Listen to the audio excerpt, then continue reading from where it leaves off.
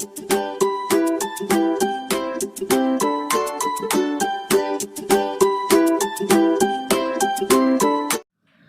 दोस्तों, आप सभी का आपके अपने यूट्यूब चैनल लास्ट स्टेप पर स्वागत है।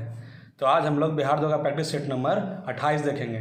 इसमें टोटल 40 प्रश्न हैं। आप लोग कोशिश कीजिएगा कि इन प्रश्नों का उत्तर कमेंट बॉक्स में ज़रूर लिखें। तो चलिए शुरू करते हैं। तो आज का हमारा पहला सवाल है, निम्नलिखित में से किसे विधि के समक्ष समानता से छूट प्रदान की गई है। आज का हमारा पहला सवाल है, निम्नलिखित में से किसे विधि के समक्ष समानता से छूट प्रदान की गई है। तो पहला का आंसर हो जाएगा सी, यानी कि ए और बी, यानी कि राष्ट्रपति और राज्यपाल। भारतीय संविधान के अनुच्छेद 361 के अंतर्गत राष्ट्रपति एवं राज्यपाल को विधि के समक्ष समानता से छूट प्रदान की गई है। नेक्स्ट क्वेश्चन है, वाक एवं अभिव्यक्ति की स्वतंत्रता के अंतर्गत निम्न में से कौन शामिल है। आज का दूसरा सवाल है हमारा, वाक एवं अभिव्यक्ति की स्वतंत्रता के अंतर्गत निम्न में से कौन शामिल है। तो दूसरा का आंसर हो जाएगा डी, यानी कि 1, 2 और 3। प्रेस की स्वतंत्रता, प्रदर्शन एवं विरोध का अधिकार एवं चुप रहने की स्वतंत्रता। नेक्स्ट क्वेश्चन है, संविधान के किस अनुच्छेद में वर्णित है कि राज्य न्यायपालिका को कार्यपालिका से पृथक करेगा।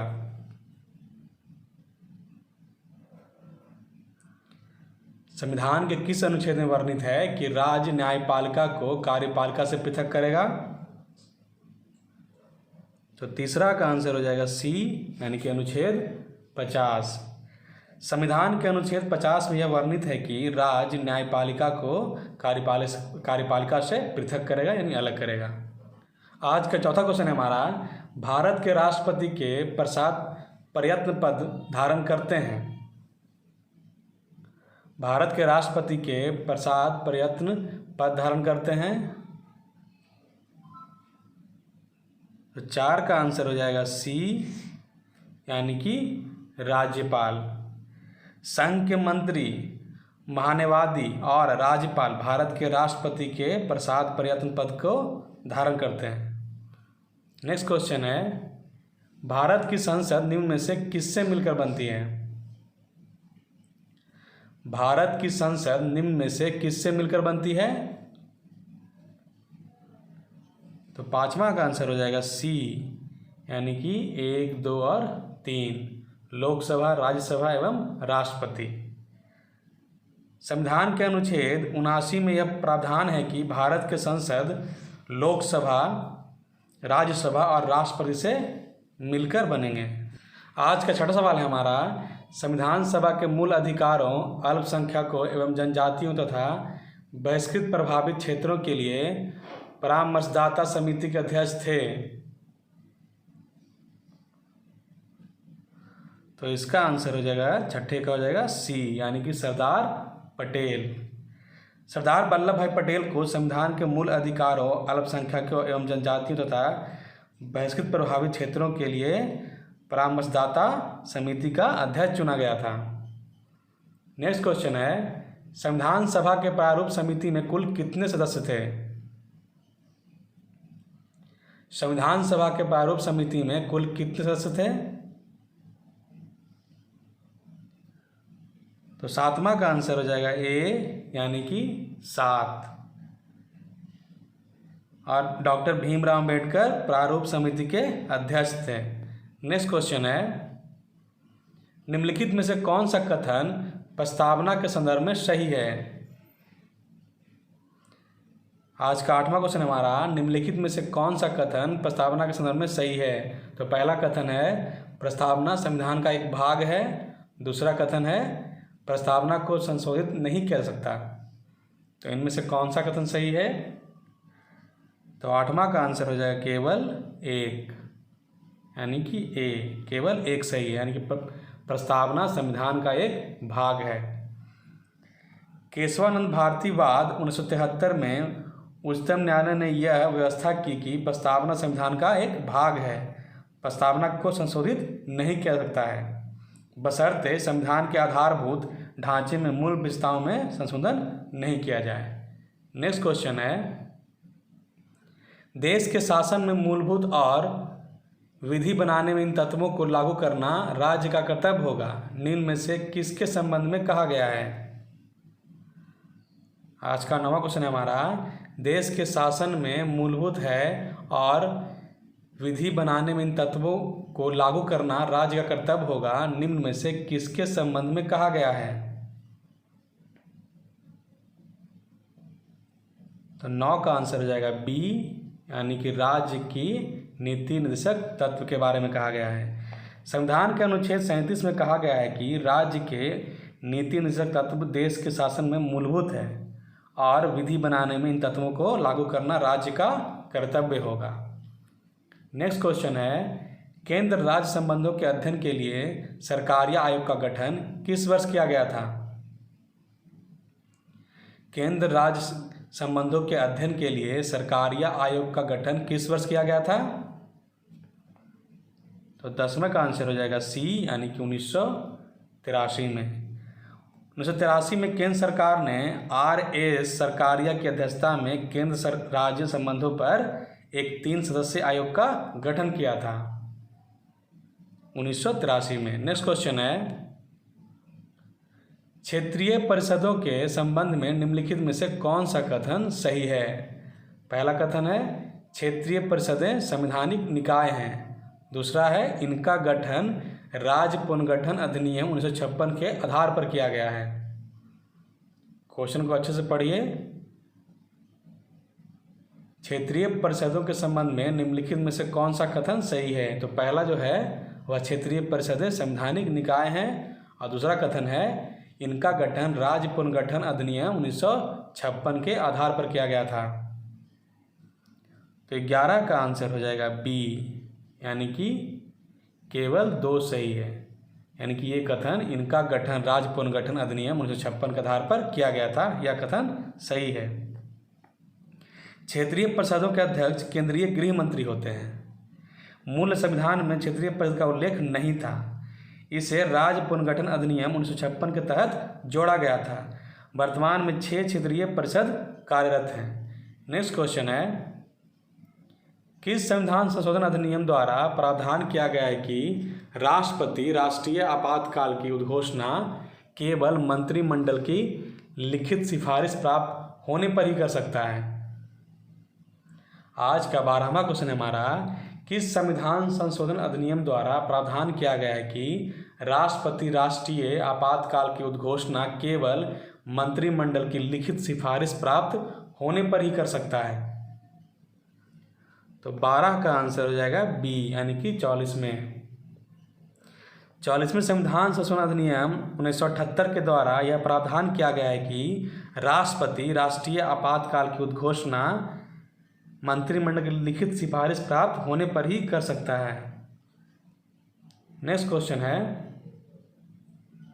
भारतीय संविधान में विधि द्वारा स्थापित प्रक्रिया की संकल्पना किस देश के संविधान से गृहीत किया गया है। आज का 13वां क्वेश्चन हमारा, भारतीय संविधान में विधि द्वारा स्थापित प्रक्रिया की संकल्पना किस देश के संविधान से गृहीत किया गया है, लिया गया है। तो 13 का आंसर हो जाएगा सी, यानी कि जापान। नेक्स्ट क्वेश्चन है, भारतीय संविधान में किस अनुच्छेद के अंतर्गत नियंत्रक एवं महालेखा परीक्षक की नियुक्ति होती है। भारतीय संविधान के किस अनुच्छेद के अंतर्गत नियंत्रक एवं महालेखा परीक्षक की नियुक्ति होती है। तो 14 का आंसर हो जाएगा बी, यानी कि अनुच्छेद 148। नियंत्रक एवं महालेखा परीक्षक की नियुक्ति राष्ट्रपति के द्वारा अनुच्छेद 148 के तहत होती है। नेक्स्ट क्वेश्चन है, निम्न में से कौन तृतीय क्षेत्र के अंतर्गत नहीं आता है।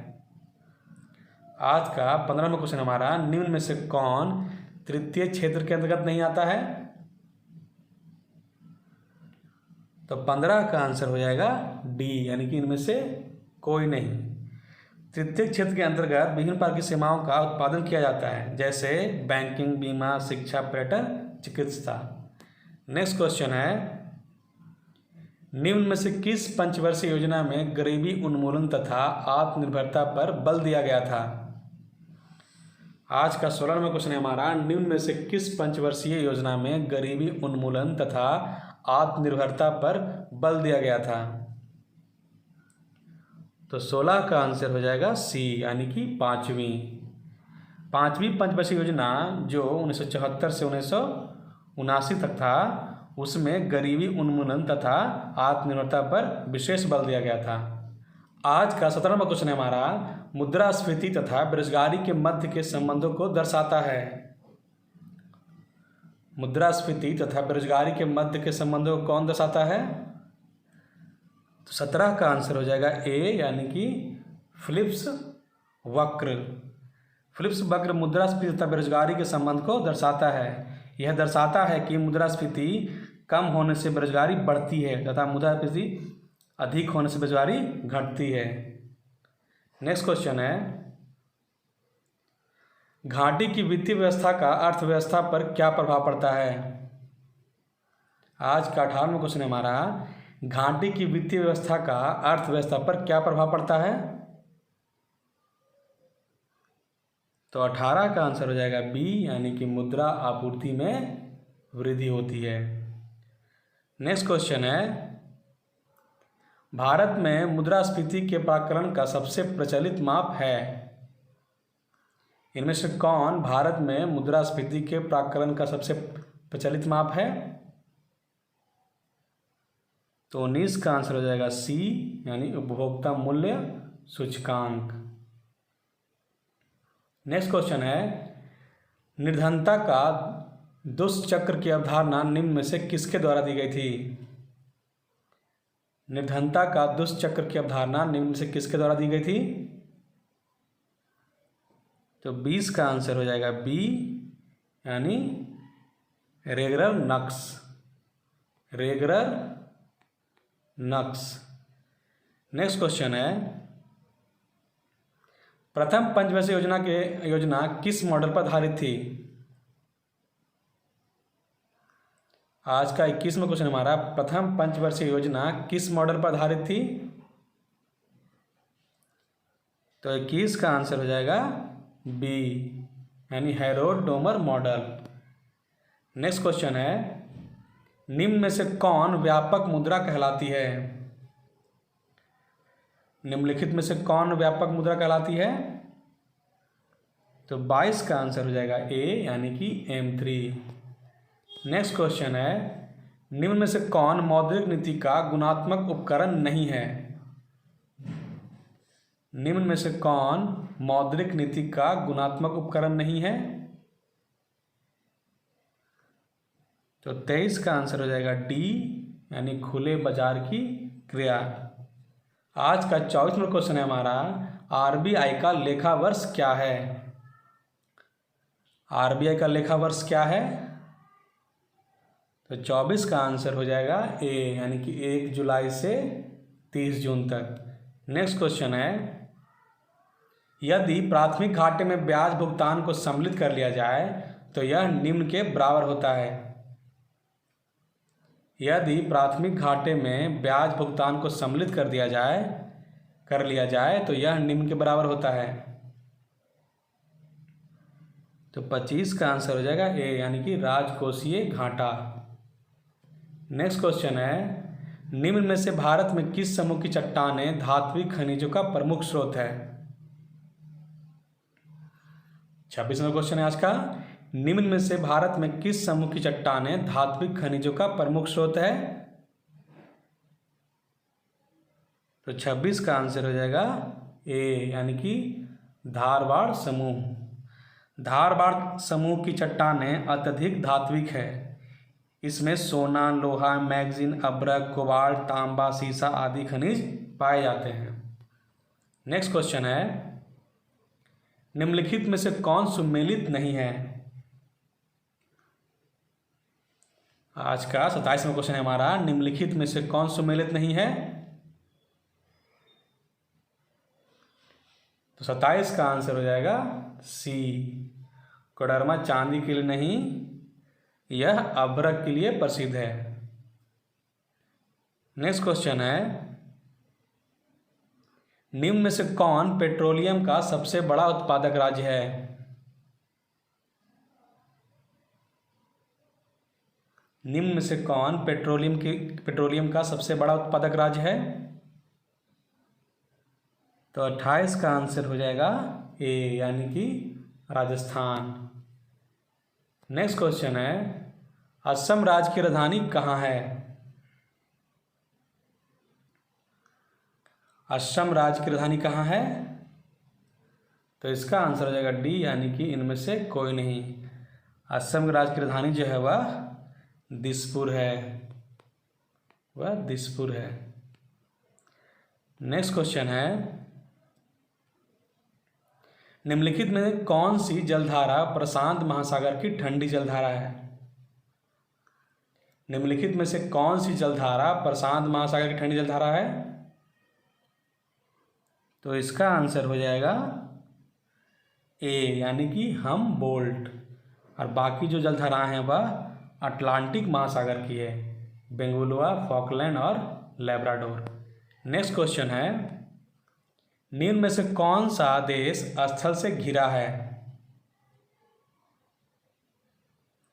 निम्न में से कौन सा देश स्थल से घिरा है? तो 31 का आंसर हो जाएगा सी, यानी कि स्विट्जरलैंड।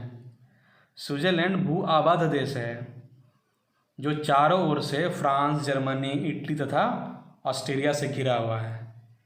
नेक्स्ट क्वेश्चन है, निम्न में से कौन सी नदी हिमालय की पूर्ववर्ती नदी नहीं है?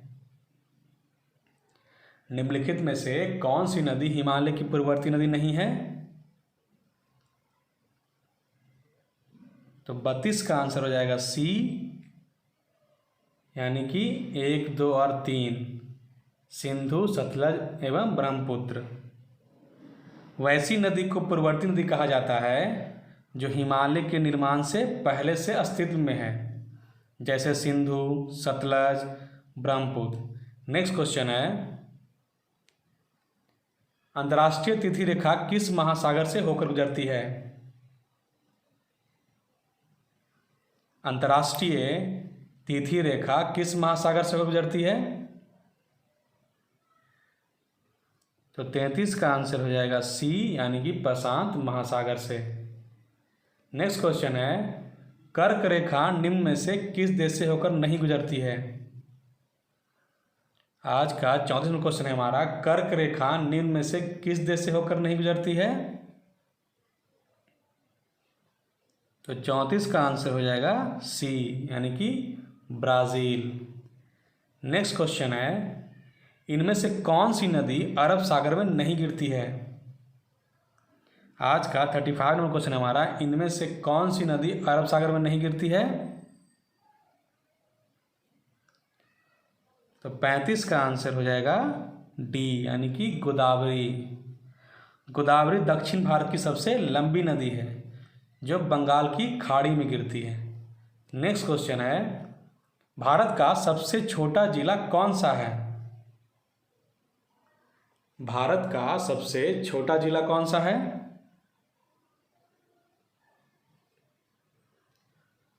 तो इसका आंसर हो जाएगा ए, यानी कि माही, जो पौंडीचेरी में है।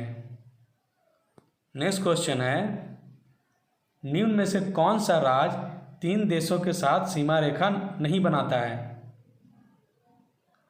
निम्नलिखित में से कौन सा राज्य 3 देशों के साथ सीमा रेखा नहीं बनाता है?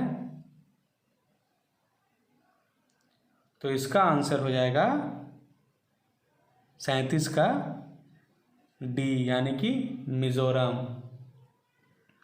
अरुणाचल प्रदेश यह भूटान, चीन तथा म्यांमार के साथ सीमा बनाता है। वहीं सिक्किम जो है वह चीन, नेपाल और भूटान के साथ, एवं पश्चिम बंगाल जो है वह नेपाल, भूटान तथा बांग्लादेश के साथ। नेक्स्ट क्वेश्चन है, प्रति चक्रवात की विशेषता होती है? प्रति चक्रवात की विशेषता होती है? तो 38 का आंसर हो जाएगा डी, यानी कि स्वच्छ आसमान। नेक्स्ट क्वेश्चन है, लाइकन सबसे अच्छे सूचक हैं। आज का 39 में क्वेश्चन हमारा, लाइकन सबसे अच्छे सूचक हैं, किसका है? तो 39 का आंसर हो जाएगा ए, यानी कि वायु प्रदूषण के। आज का 14 में क्वेश्चन है हमारा, प्लासी का युद्ध कब हुआ था? आज का आखिरी सवाल है हमारा, प्लासी का युद्ध कब हुआ था? तो इसका आंसर हो जाएगा डी, यानी कि 23 जून 1757 को हुआ था। यह युद्ध बंगाल के नवाब सिराजुद्दौला तथा क्लाइव के बीच हुआ था। तो इसी के साथ आज का बिहार 2000 प्रैक्टिस सेट नंबर 28 समाप्त होता है। अगर यह क्वेश्चंस आप लोगों को अच्छे लगे हों या वीडियो अच्छा लगा हो तो चैनल को सब्सक्राइब करें, वीडियो को लाइक करें और वीडियो को शेयर भी करें। तब तक के लिए आप लोग अच्छे से तैयारी करें। थैंक यू, धन्यवाद।